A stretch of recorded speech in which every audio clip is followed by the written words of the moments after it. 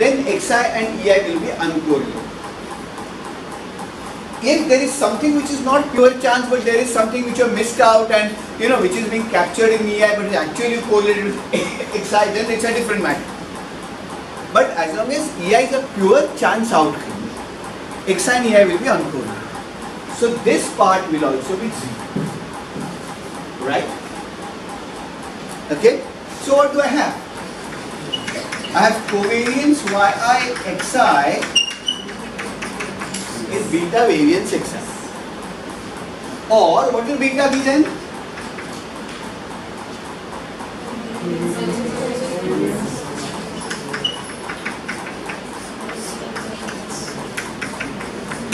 Yeah? Oh. But can you actually know beta? Because you really don't know what is the covariance of y xi, you don't know what is the variance of xi. But you have a sample. And from that sample you can estimate these quantities. You have a sample, right? Okay. What is covariance y is the actual population covariance of income and expenditure, which you don't know because you don't know the entire population data. Variance of xi is the variance of incomes. You don't have data on that. But what do you have data on? You pick up a sample and you can then get sample estimates. Right? So what will sample estimates be? So then from this it follows,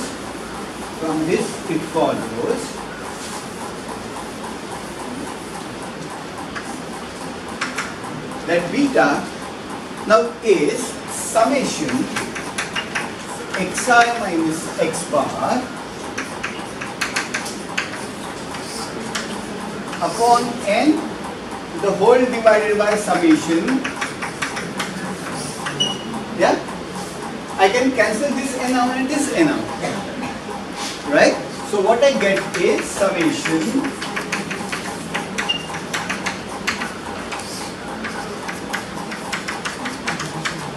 yeah. Sure? Because why this? Because this is how we estimate the sample covariance. This is how we estimate the sample variance. Now the point is this beta, how is it calculated? By calculating the sample covariance and divided by the sample variance. If I picked up a different sample, I'll get a different sample variance and a sample covariance. So I'll get a different beta. Right? Whereas the actual beta that I am interested in is a fixed number. Whereas this beta that I will get will differ from sample to sample. It will be a random variable. So to make the difference clear, I'll write this as beta hat. This beta hat is my sample estimate of the actual beta. This is covariance xi yi upon the variance of x. Right? Okay. Now one beautiful property this already has is, how is beta hat related to beta? This beta hat will change from sample to sample. If different sample lega to different beta hat aega. But we are interested not in the individual sample beta hats, we are interested in true beta. Can you tell me how is this related to the true beta? What is the true beta?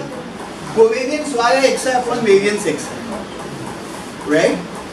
Now the beauty is the sample estimate on top is an average, the sample estimate below is an average. We know that as n increases, these sample estimates go to their true population values. So as n is going to become larger and larger and larger, this will get closer and closer to covariance yi xi. This will get closer and closer to the variance of xi, right? And therefore, beta hat will get closer and closer to the true value of beta as the sample size becomes larger. That of course requires the important assumption covariance xi ei is equal to 0, otherwise you don't get that formula at all. Right? Is this clear, folks? So if covariance xi ei is equal to 0, then if you can estimate the sample beta hat by taking the sample covariance divided by the population variance, and then you can be reasonably certain that the sample size becomes large, beta hat will get closer and closer and closer to beta. Right? Beta hat will get closer and closer and closer to the true value of beta. That is, beta hat will be a consistent estimator of beta.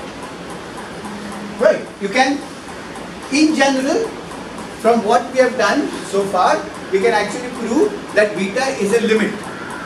Beta hat is a sequence. As n becomes larger and larger and larger, beta hat based on a sample of size n will get closer and closer to beta. That is the probability that beta hat lies within some radius around beta for every radius can be made 1 by choosing n sufficiently large. Right? That is the definition of consistency, how it ties up with the limit point ideas in the last class. Right? Is this clear to everybody? Okay. Now tell me one thing, but beta hat is just one part. How will you get alpha hat then? How will you get alpha hat?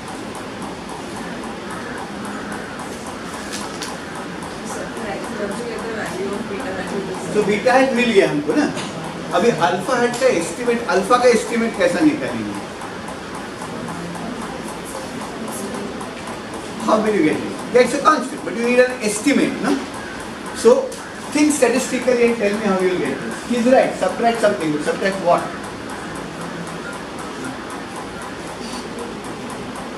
So estimated.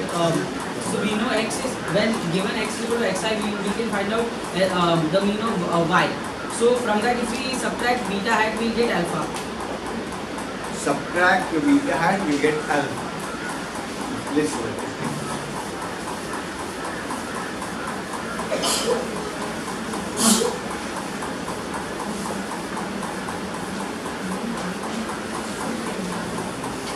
Okay. So write it like this. You have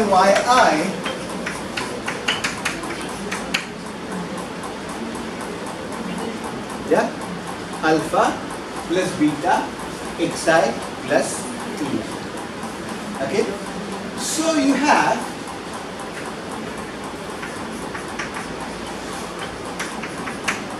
yi minus beta xi, okay, is equal to alpha plus pi. Now this beta is a constant. As of now we are talking about the population value.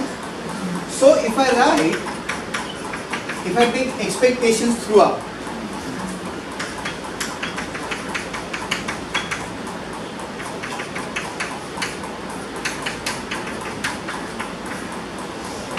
yeah, what did we find expectation of EI to be? 0. Variance was with 0. If alpha is a constant, इसका expectation क्या होगा? Average value of a constant is what? Average value of a constant is? Suppose all your marks in the 10th standard are exactly 67.7 in all papers. What would your average be? 67. So this will be alpha, right? So I know expectation yi minus beta expectation xi is equal to alpha. But I do not know what is expectation yi, because वो तो population mean है ना y. Expectation xi भी मुझको मालूम नहीं है ना, because that's the, so expectation y will be the average value of expenditures across all people in Mumbai. वो तो मेरे पास नहीं है. वो होता तो डेटा जनरेशन प्रोसेस मालूम होता तो मेरे को रिग्रेशन करने की जरूरत ही नहीं थी. मैं तो सीधा एक टेबल बना के आपको बता देता ना, like this how I did, right? Expectation xi भी मालूम नहीं है, मेरे पास तो सैंपल है. तो सैंपल है तो एक्सपेक्टेशन yi का कुछ सैम्पलिंग काउंटर पार्ट लगेगा. What does sampling counterpart be? Mean, right? So we know that y bar gets closer and closer to expectation yi as the law of large numbers. Beta का value क्या है? Beta का expected है, मेरे पास estimator है, which is what? Beta है. And xi का क्या होगा? x bar. ये सैंपल पे बेस्ड है, ये सैंपल पे बेस्ड है, ये सैंपल पे बेस्ड है, तो अल्फा जो आएगा वो भी सैंपल पे बेस्ड रहेगा. तो इसको मैं बोलता हूँ alpha hat. Right, so I have these two ways of finding beta hat and alpha. This is one way. Okay, this is not the way historically you are taught. Right, historically you are taught to minimize the sum of squares. And I will also do that to show you that both the things are actually equivalent. Here what we are doing is the thinking like statistician. We are saying that मेरा एक population parameters है alpha and beta, मुझको वो estimate करना है, so how will I find an estimator? तो covariance xy किया, alpha plus beta variance of x, so beta becomes covariance of xy upon the variance of x. Covariance xy upon variance of x तो population values हैं, मुझको मालूम नहीं, लेकिन covariance xy को के लिए मैं sample estimate डाल सकता हूँ, summation xi minus x bar y minus y bar upon n, वो average है, तो law of large number से वो eventually sample size becomes जो correctly estimate करेगा. नीचे summation x i minus x bar square upon N डाल देता हूँ, दोनों से एन कैंसिल हो जाएगा, तो बीटा हेड का एस्टिमेट मिलेगा summation x i minus x bar y i minus y bar upon summation x i minus x bar square. ठीक है, sure, but that requires covariance of x and e to be 0. We require, and it's quite logical, you know, because what's going to happen? What does beta tell you? Beta tells you how much y changes with x. But does y change with x alone? No, y changes because of ei also. Now if sum of xi is also changing because ei is changing, I can't really tell you whether the movement in y is because of movement in x or movement in ei. So if xi and ei are correlated, I can't find beta, I can't identify beta. That's why I have to impose the assumption covariance xi ei is equal to 0. If the assumption xi covariance xi ei is equal to 0 is not violated, is not correct, then obviously I have lots of problems. Okay, and I am going to demonstrate those problems. But before that, let me talk to you about also the least squares method. Okay, the way it's usually done. This is the more statistical way of doing it, where you have population parameters, you are trying to estimate things, etc. But if you are actually done some, if you have been in a BSc, PY BSc class, for example, where they don't tell you about population regression function and the whole problem of estimation, they'll tell you that you have data on y and x. या आपके पास यहाँ x axis लिखते हो, y axis लिखते हो. So suppose first household income was 1, expenditure was 1. So एक point इधर आ गया, एक point कुछ इधर मिल गया. The second household also had an income of 1 but expenditure was higher. The third household had income of 2 and the expenditure was lower. Like that you have several households and their data points can be described like this. Yeah? This they call the scatter. This they call the scatter diagram. And they tell you that you have to fit a line through this scatter. That is also therefore called the line of best fit, right? You have to put a line through this scatter so that this line represents this scatter as well as possible. Okay. Now, how will you find the line of best fit? By putting a line such that, so think of these points as, you know, as distances of the actual data from the line. These lines that you get, okay, the above and the below, there is a distance, the actual data. So actually, if x is equal to 1, the line says that y should have been this much, but y actually is this much. So this gap is actually the error. So you will say each yi is equal to this straight line alpha plus beta xi plus ei. They are the old line again, right? And then they would say कि alpha plus beta कैसा मिलेगा? तो what we have to do is, we have to think of yi minus alpha minus beta xi as ei. Now yi minus alpha plus beta xi is the gap between y and this line, the distance. इसको square करोगे हमारा distance का idea आ गया, which is ei square. But you have to add all these distances up and find the line which makes that distance, the total of all those distances as small as possible. So आपको इसको sum करना, right?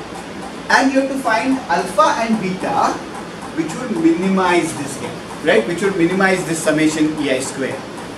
Therefore, it's called the method of least squares. Okay. Now, how will you do this? It's quite easy to do.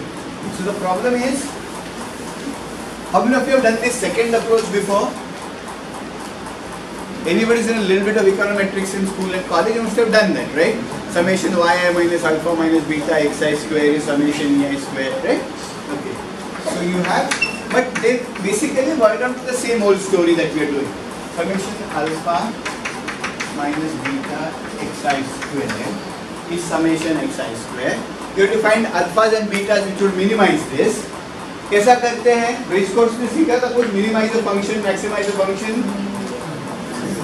Derivative लेने का ना, तो इसको पहले alpha से डेरिवेटिव लेंगे.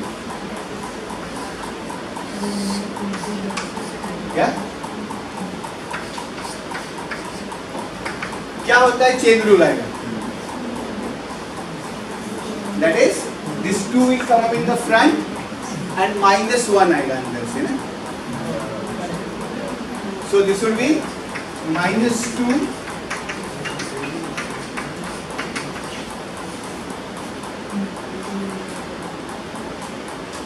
yeah, that's how you use the chain rule of differentiation. If you have not done that, please pick it up. Okay, though in the 1 or 2 lectures, math eco class will also come to that point. Right. So if you have this, what does it say? Minus 2 cannot be 0. Right. So this thing must be equal to 0 because something x into y is 0. Either x has to be 0 or y has to be 0. Minus 2 cannot be 0, so this is equal to 0. Right.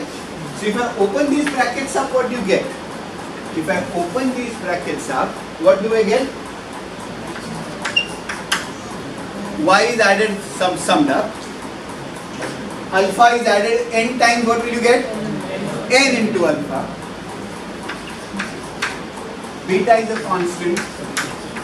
Summation xi is equal to 0. Right? So from that you get, from this you get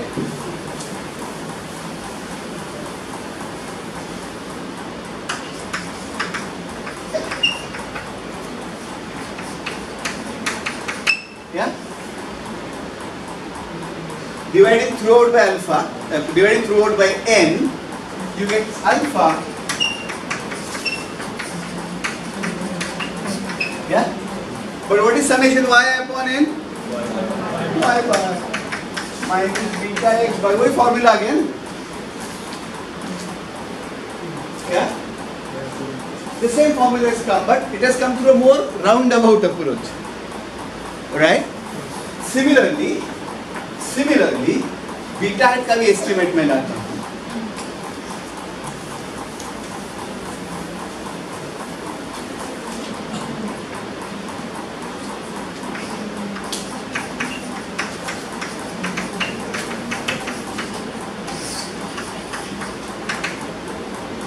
again 2 बाहर आ जाएगा, minus summation x minus xi बाहर आ जाएगा because of the chain rule. Let's if you don't know any calculus, forget the second approach. As long as you do the first approach, that's more than enough for me. Because that's the way you should think statistically. Right? Okay, this is what you normally get taught. And there's a third approach that we're going to talk to you about. Right? Which is going to be useful when we do a multiple linear regression kind of a model. Right? But for those who understand calculus, it's just 12 standard. Right? So if you take the derivative, this 2 will come here. Minus xi बाहर आ जाएगा. So this will be minus 2 summation xi yi minus alpha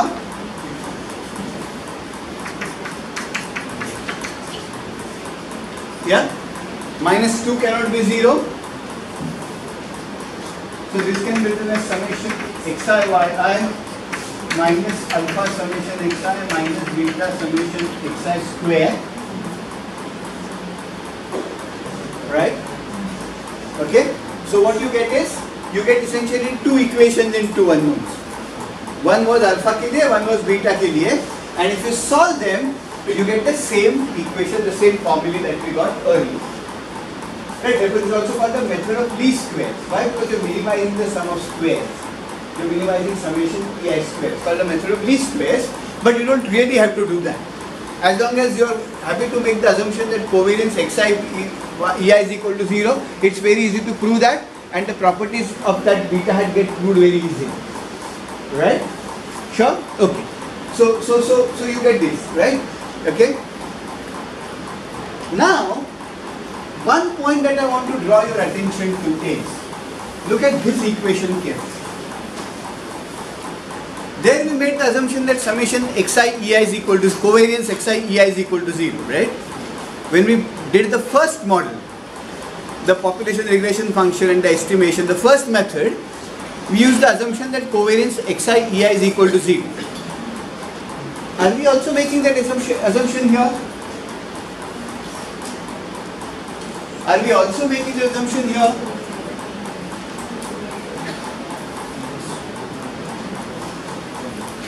Are we also making the assumption here? Or do we don't need to make the assumption? If we don't need to make that assumption, the second model is obviously a better way of doing it.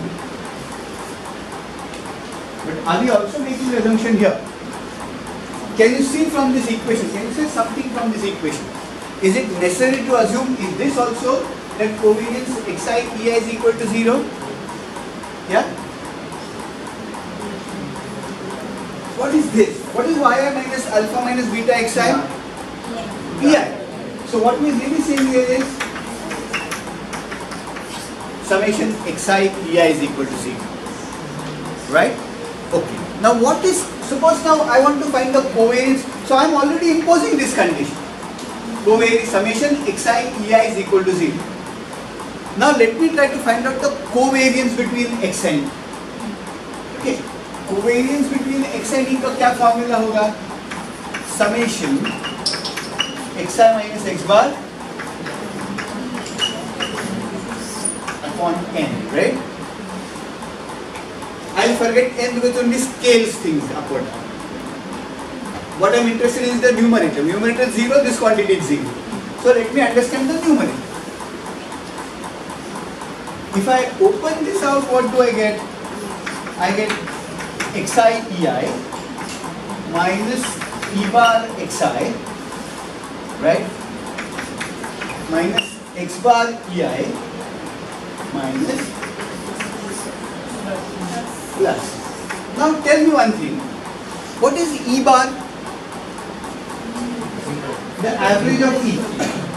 What was that we found? 0. Right. So which means that both this term and this term will go. Right. So this term goes and this term goes because e bar is 0. Now if I open this, this will be summation xi ei minus summation x bar ei.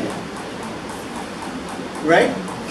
But x bar is a constant, so it will come out of the summation.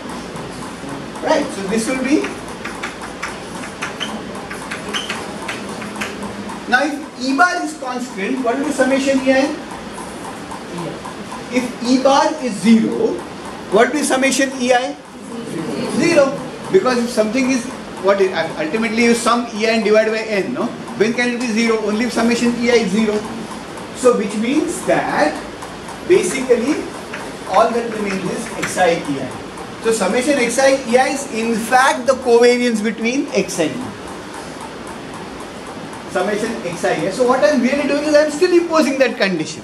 Summation xi ei is equal to 0. That is covariance x and e is 0. Right? Without making that assumption, I can't really estimate beta. Because from what approach I gave you, you don't get a formula for beta hat if you don't impose that assumption. In this case, if you don't impose the assumption, what will you have? This equation will not be equal to 0. So you only have in fact one equation to solve for two unknowns. The derivative of alpha is equal to 0. The other equation will not be there. Can you solve for two unknowns with one equation?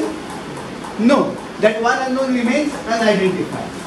So therefore, covariance xi ei is equal to 0 is called the identification condition. Okay? It's called the identification condition for beta and alpha. Otherwise, you're never able to find alpha and beta. Okay? Now, I'm going to tell you why in many cases that condition is generally violated. And if that condition is violated, yeah? Sir, I had a small doubt regarding this. Sir, we say that EI is a random variable. Yeah. And EI is basically the average of all the... Not average. Each individual outcome. It's a gap between each individual value of y and the conditional mean of y. So for example, if household which have an income, if you take all households which have an income of 10,000, and suppose their average expenditure is 6,000 rupees, right? So all that you can say is household which have an income of 10,000 on an average have an expenditure of 6,000. But if you randomly pick up a household, that household could have an expenditure more than 6,000 or less than 6,000. It is this gap which is EI. And which is an outcome, why is EI come about? It has come about because of your act of randomly picking up a household. You could never predict what each individual EI for this household would be. All that you can predict is the average value of EI will be 0. Right? Sure, so EI is that. EI is a pure element of chance in a properly specified regression model. But in many regression models, EI doesn't remain only that. EI also contains other variables, in which case you are in for trouble. If the other variables it contains are correlated with your x's, then the EI gets correlated with x and you are into serious trouble. Okay, fine. Now let me give you one or two sums to simply do this, just to understand the mechanics of it. Okay, right? Not that these sums are going to help you in any way, because those kinds of sums, now these are all done by computers. So there is really no point in your doing it, even testing you on whether you can do a regression by hand, right? All I want you to understand the basic underlying principles. Okay, so for example, if covariance xi ei is not 0, will beta hat be a consistent estimator of beta? No, because beta hat will actually not be covariance xi ei upon variance x. It will be covariance xi ei upon variance x plus covariance xi ei upon variance x. See, you have yi. Yeah? So we said